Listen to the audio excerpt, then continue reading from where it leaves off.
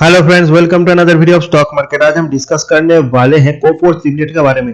Morning में ये stock 5% से ऊपर ट्रेड कर रहा था। रिसेंटली थोड़ा करेक्ट होने के बाद ये एट द मोमेंट 3% ऊपर ट्रेड कर रहा है।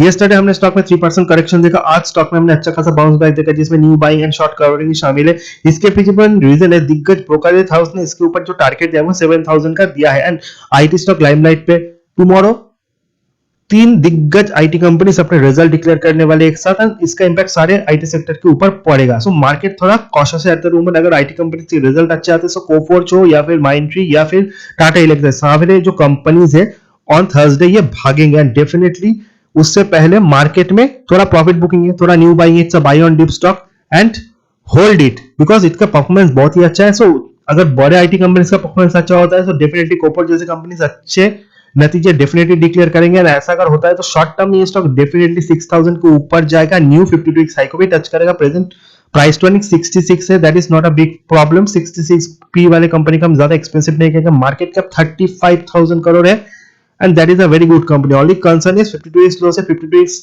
हाई का जो डिफरेंस है बहुत ज्यादा है, बट डेफिनेटली परफॉर्मेंस अगर अच्छा हो, IT will be the year of 2022, इसको आपको ध्यान पे रखना है। स्टॉक को बाय करना है definitely for trading purpose, for investment purpose, whatever it is. But as a trader stick stop loss आपको मेंटेन करना है। As a investor long term 3 से 5 साल का आपका हॉराइजन होना चाहिए। One of the very good company. अगर हम स्टॉक के फंडामेंटल्स के साथ साथ टेक्निकल को देखें, सबसे इंपॉर्टेंट है आरएसआई में relative strength index and money front index. Short term में किसी स्टॉक के मूवमेंट को दिखाता है। 70 को स्टॉक ओवरबॉट होता है, 30 के नीचे ओवरसोल्ड। सो आरएसआई में इसका स्कोर है ऑलमोस्ट 50, यानी ओवरबॉट एंड ओवरसोल्ड जोन के बीच में। एमएफआई में 65। 2-3 दिनों में स्टॉक ने थोड़ा मूवमेंट दिया है, बट ओवरऑल इसका जो मूवमेंट है वो पॉजिटिव ही रहा है। सो एमएफआई में 65 है, ऑल्दो ये ओवरबॉट नहीं हुआ है, यानी यहाँ से बहुत ज्यादा ऊपर की तरफ जाने का पोटेंशियल रखता है। अगर रिटर्न की बात करें, 1 वीक का रिटर्न नेगेटिव 2% है, because in this particular week इस स्टॉक ने 6000 के ऊपर का ब्रेकआउट दिया था। 6000 के नीचे थोड़ा कमजोर हो गया था। यस्टरडे भी स्टॉक में हमने करेक्शन देखा, but that was the buying opportunity. Now ये फिर से 6000 को टच कर सकता है। 1 मंथ का हाई लो देखा 506135, यानी 5000 का सपोर्ट लेके स्टॉक ने अच्छा ब्रेकआउट दिया है। एंड रिसेंट वीक में ही इसने 6135 को टच किया। सो रिटर्न वाइज 10% है, 3 मंथ का रिटर्न 4% है, 6 मंथ का 34%। सो रिटर्न वाइज सारे आईटी कंपनीज के स्टॉक सेम, जैसे वो कोफोर्ज हो, माइंडट्री हो, एम्फेसिस हो, परसिस्टेंस सिस्टम हो, या फिर माइंडट्री के सिमिलर काइंड्स ऑफ कंपनी जिसका नाम है एल&टी इन्फोटेक। अगर हम इस स्टॉक के बारे में और इंपॉर्टेंट चीजों को देखें, 100 to 200 simple expression moving average को देखें, तो 200 सिंपल एक्सप्रेशन मूविंग एवरेज तो बहुत नीचे 4500 4600 करीब, but 100 simple expression moving average है 50 टू 5300 के करीब है। एंड एट दैट मोमेंट जो सपोर्ट है वो 30 सिंपल एक्सप्रेशन मूविंग एवरेज का है, जो 5500 5678 का है। सो इसके ऊपर आपको ध्यान रखना है कि 5700 अगर तोड़ता है तो 5600 and then 5500 is a make और ब्रेक लेवल। इसके नीचे अगर स्टॉक किसी भी कारण जाता है तो आप एग्जिट होना चाहिए। एज अ ट्रेडर इन्वेस्टर हो तो definitely don't get panic. Stock definitely अच्छा खासा रिजल्ट डिक्लेयर कर देगा, इसमें कोई डाउट नहीं है। एंड मार्केट इसी रीजन से स्टॉक को रिवॉर्ड भी देगा बिफोर द रिजल्ट। इसमें अच्छा खासा बाइंग भी आएगा। जस्ट आपको 3 चीजों के ऊपर फोकस रखना है। 3 जो दिग्गज आईटी कंपनीज है जो टुमारो अपने रिजल्ट को डिक्लेयर करने वाले, उनका रिजल्ट कैसा होता है, गाइडलाइन कैसा होता है। क्योंकि यूएस कंपनीज ने जो रिजल्ट डिक्लेयर किया, वो एसेंजर हो या फिर और भी कोई कंपनी, उनके रिजल्ट बहुत ही अच्छे। So according to that, on the believe of that, हम ये ऐसा मान के चल सकते हैं कि this particular quarter IT company से रिजल्ट बहुत ही आउटस्टैंडिंग आने वाले। टेक्निकली रेजिस्टेंस सपोर्ट को देखा at that moment 5900 6000 is the resistance for this particular stock and support 5700 के करीब है। सो उसके नीचे अगर स्टॉक जाए, सो टेम्पोरली आप एग्जिट कर लो, फिर से आप बाय कर लो, that is a different thing अगर आप एक ट्रेडर हो तो। लेकिन अगर आप शॉर्ट टर्म इन्वेस्टर हो, डेफिनेटली आपको बाय करके होल्ड करना है जब तक आईटी कंपनी अपने रिजल्ट को डिक्लेयर नहीं करते टुमारो। सो टुमारो अगर रिजल्ट अच्छे आते हैं तो डेफिनेटली सारे आईटी स्टॉक भागेंगे, ये भी भागेगा टिल द रिजल्ट।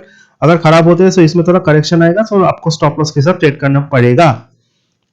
अगर हम स्टॉक के पीएस के साथ कंपेयर करें, तो पीएस में जितने भी कंपनी सारे मेरे फेवरेट्स है, क्योंकि Mindtree, Mphasis, L and T Infotech, Tata Elxsi, Persistent System, Oracle Finance, सभी कंपनीज मेरे फेवरेट हैं। रिसेंटली एक नया कंपनी ऐड हुआ है जो है केपीआईटी टेक्नोलॉजी। ऑल्दो स्टॉक बहुत बढ़ चुका है, but definitely it's a buy and dip stock as well.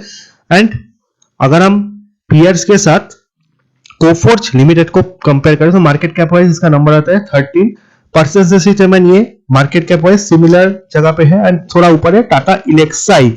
But price to earning ratio wise almost सारे कंपनीज का price to earning ratio almost more और लेस सेम ही है परसिस्टेंस सिस्टम के साथ अगर कंपेयर करें तो। बट अगर हम आरओसी देखें, 25 का आरओसी ये कंपनी का है, जो परसिस्टेंस सिस्टम से ज्यादा है। It's a good company as well, there is no doubt on that. So सारे कंपनीज में आपको इक्वली इन्वेस्ट करना है, किसी एक कंपनी के भरोसे आप नहीं रह सकते हो। अगर आपको इसका रिजल्ट जानना है, सो डेफिनेटली लास्ट क्वार्टर में रिजल्ट अच्छे 124 करोड़ से 147 करोड़ का प्रॉफिट, यानी कंसिस्टेंट ग्रोथ है। आई एम प्रेडिक्टिंग अगर कंपनी का प्रॉफिट 160 करोड़ से ऊपर आ जाए, सो डेफिनेटली ये नए 52 वीक हाई को टच करके 6500 तक जाएगा, and in this particular year ही ये 7000 का भी मूवमेंट दिखा सकता है। अगर हम कंसोलिडेट प्रॉफिट के साथ स्टैंडअलोन प्रॉफिट को देखें, सो इन दैट केस थोड़ा डिक्लाइन हम देखेंगे, लेकिन इस डिक्लाइन का मेन रीजन है वो है अदर इनकम। लास्ट क्वार्टर में अदर इनकम 147 करोड़ से अगर 70 करोड़ अदर इनकम इस क्वार्टर के साथ हम ऐड कर दे, सो प्रॉफिट ऑलमोस्ट 200 करोड़ हो सकता है। सो डेफिनेटली इस चीज को भी आपको ध्यान पे रखना है। So result is very good, consistent performance, consistent growth हमने देखा है। सबसे लास्ट में शेयर होल्डिंग पैटर्न को देखें, प्रोमोटर्स के पास 50% स्टेक, कंट्रोलिंग स्टेक है, एफआई के पास 20%, डीआई के पास 19%, रिटेल होल्डिंग जो है यानी पब्लिक होल्डिंग 10.5%। सो ओवरऑल अच्छे शेयर होल्डिंग पैटर्न है। DIFI is equally bullish on this particular stock, and जितना रिमेनिंग स्टेक बचा है वो पब्लिक होल्डिंग है 10% ऊपर का रिटेल इन्वेस्टर का holder. I am always very bullish on that. So ये था स्टॉक को लेकर मेरा एनालिसिस। वीडियो इन्फॉर्मेटिव अच्छा लगे चैनल को लाइक, सब्सक्राइब और शेयर करना मत भूलना। See you in the next video, till then good bye.